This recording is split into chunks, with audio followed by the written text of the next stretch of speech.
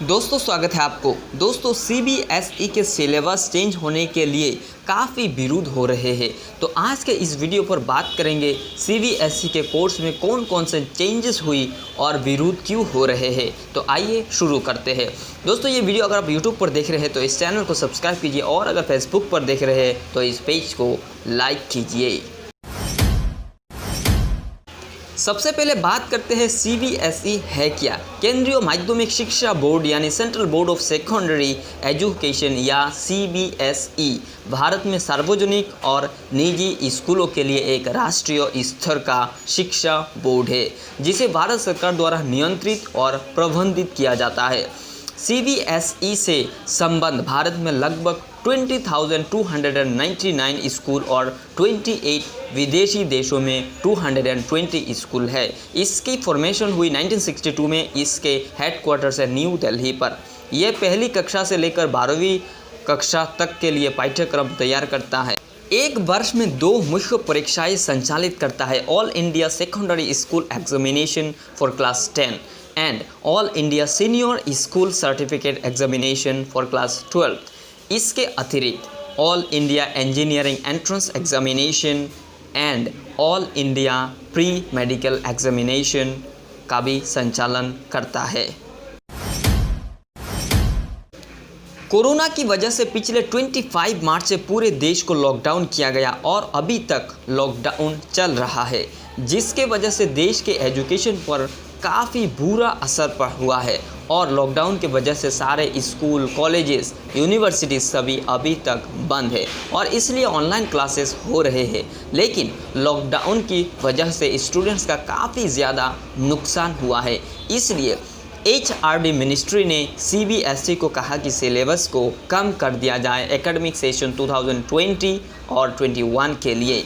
Class 9 से लेकर 12 तक के क्लासेस के सिलेबस में 30% तक रिडक्शन कर दिया जाए ताकि जो नुकसान हुआ पढ़ाई का कोरोना और लॉकडाउन के वजह से इस नुकसान की भरपाई हो सके या फिर स्टूडेंट्स को भी थोड़ी राहत मिले। लेकिन उसमें जो सिलेबस कम किया गया और उसमें जो विषय है वो बहुत ही ज़रूरी विषय है। उसमें पहला जो ज़रूरी विषय है वो है फेडरलिज्म। हमारे जो संघीय ढांचा है, हमारे देश के जो बुनियाद है, भारत को यूनियन ऑफ स्टेट्स कहा जाता है। तो जो हमारा फेडरल स्ट्रक्चर है उसी की वजह से हम जुड़े हुए हैं। तो एक ये फेडरलिज्म डिलीट हो गया है। दूसरा जो है वो है सिटीजनशिप। हम अरसे से कहते आए हैं कि हज़ारों साल तक हम प्रजा रहे हैं, महाराजाओं, राजाओं, शहनशाहों, बादशाहों, सुल्तानों के।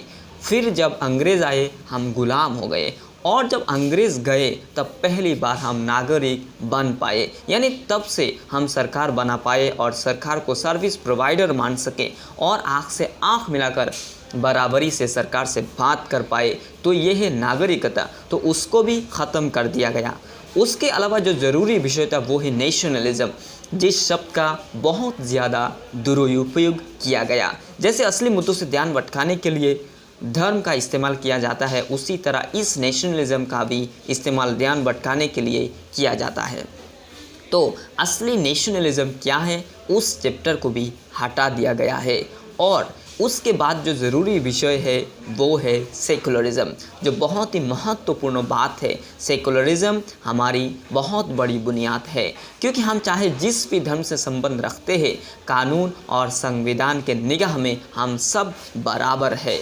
तो उस चैप्टर को भी हटा दिया गया है, डिलीट कर दिया गया है। तो इच्छा बिल्कुल साफ जाहिर हो रहा है कि एकरूपता थोपी जाए, एक धर्म थोपा जाए, एक तरह के विचारधारा, खान पान थोपी जाए।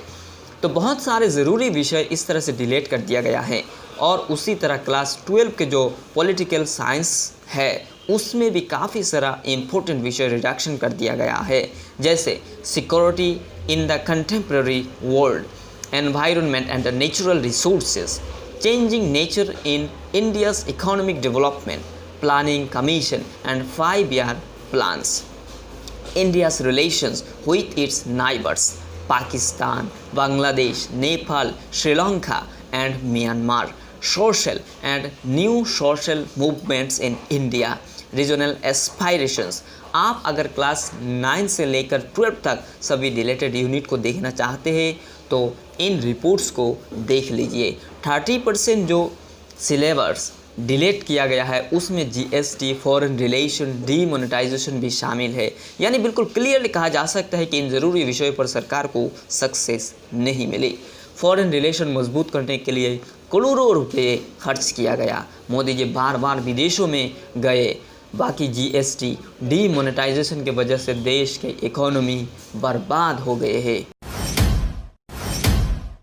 दोस्तों, देश भर में बहुत से बोर्ड है, सीबीएसई, आईसीएसई और हर एक स्टेट में एक एक बोर्ड है। मगर सीबीएसई में बहुत बच्चे पढ़ते हैं क्योंकि ये एक सेंट्रल बोर्ड है।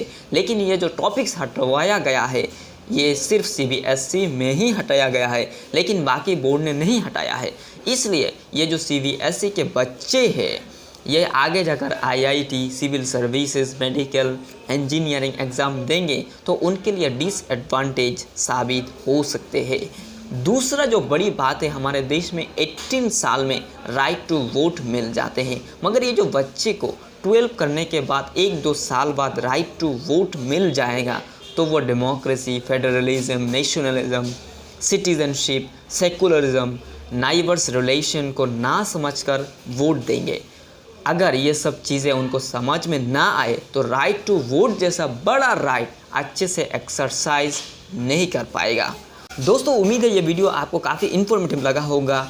अगर आप ये वीडियो यूट्यूब पर देख रहे हैं तो इस चैनल को सब्सक्राइब कीजिए और अगर फेसबुक पर देख रहे हैं तो इस पेज को लाइक कीजिए। इस वीडियो को ज़्यादा से ज़्यादा शेयर कीजिए। मिलेंगे इस तरह के और एक इन्फॉर्मेटिव वीडियो में, तब तक के लिए शुक्रिया।